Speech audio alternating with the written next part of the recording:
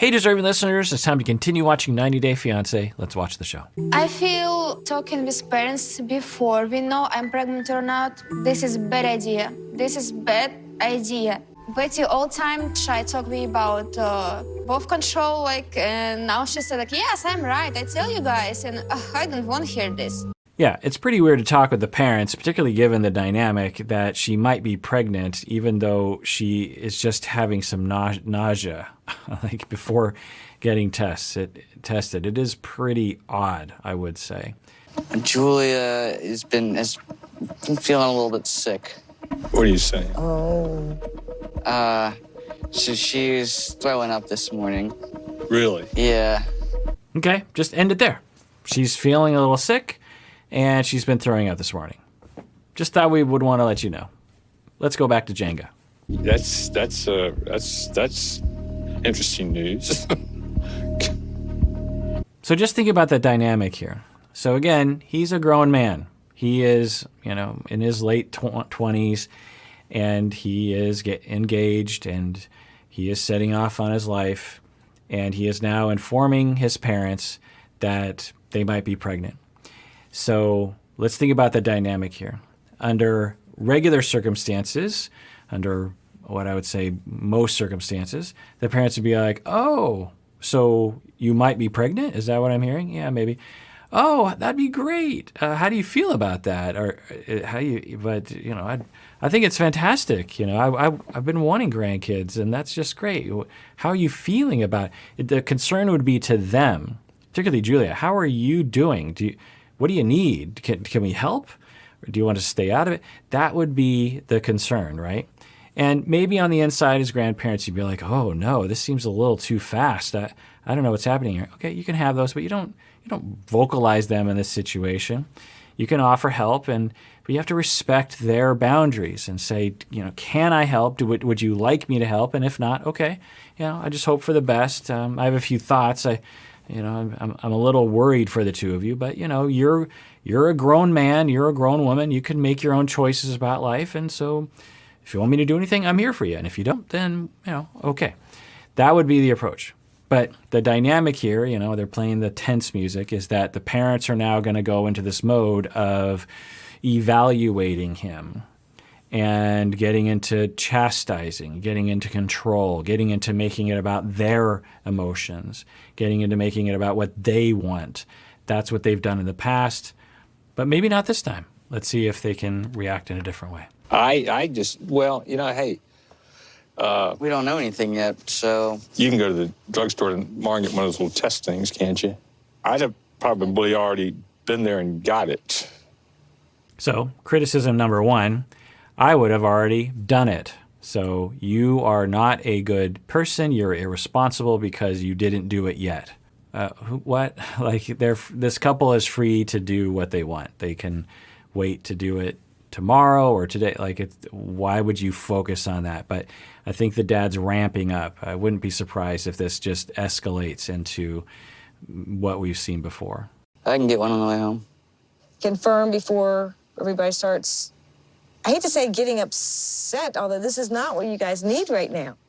Another command of, well, you got to make sure you confirm before feelings, and I don't think this is what you need right now. Again, just let me contrast that with another parental reaction of, oh, wow, how do you feel about it? What's going on? Have you taken the test yet? No, you have to. Oh, well, I guess let me know if you want when you take the test. But I have to say, I'm a little worried about the two of you, but how are you feeling? That would be the message. How are you? How do you guys, this is your life. This is your child. This is your marriage. This is your household. What do you want to do? Do you want me to? Instead of right away, a subtle criticism as I'm taking it of, I would have already gotten a test and you need to get tested right away, as if they didn't know that. And then, let's rewind that again. hey, We don't know anything yet, so... you can go to the drugstore tomorrow and get one of those little test things, can't you? Now, there's another possibility I hadn't thought about, that Brandon really wants to bring this up prematurely because this is his way of trying to push back at the parents in a passive-aggressive manner, hidden hostility that he might have deep down towards the parents.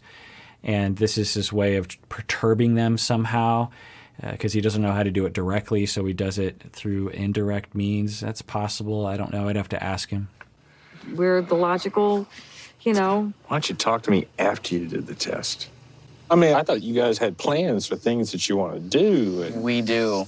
boy, We do. I want to tell you. You don't even have to preach about it. I have already tried preaching to her enough about this. So that started well. That started good in that he is saying, hey, you don't need to be in control of my life. I'm in control of my life. And believe me, you don't have to preach to me. I get it. And that's the perfect thing that he needs to do to establish some sort of power and agency of, instead of just being, absorbing these lectures and these acts of control against him. He's just like, no, I got it. I hear you. And that's the dynamic you want to do. That's how you calm people like this down. They're just like, I got it. And let me prove to you I have it here. But then he ended with, believe me, I've been barking at her. What does that mean? Let's listen to that again. I mean, I thought you guys had plans for things that you want to do. And We do. boy, We do. I want to tell you. You don't even have to preach about it. I have already tried preaching to her enough about this. That's not fair. why you look at me like this is my mistake? Yeah, what in the world is he communicating at this moment? Yeah, believe me, I've been preaching to this one. He frequently does this as a way, I think, of trying to get his parents on his side. If he can scapegoat her, then they will like him more. Of course, it doesn't work that way because the parents are like, what's going on here? So that's pretty concerning. A pretty concerning pattern that we've seen from him. Very, very subtle the way he just throws it out there. And good for Julia for being, wait a second, why are you putting this on? How did this become my fault? And what exactly is he even accusing her of? Getting pregnant? What has he been preaching to her? Maybe he'll clarify. Okay, yeah, she's right about that. Well, It takes two of it's you. two to- mistakes. Well, You both admitted that neither one of you wanted to use birth control. uh-huh. I mean, you guys are getting off on a wrong foot to have a wonderful life. Again, there's nothing wrong with the parents being concerned, but to bark at a grown man about his life instead of saying, would you like unsolicited advice? Would you like my help? Would you like my take on it?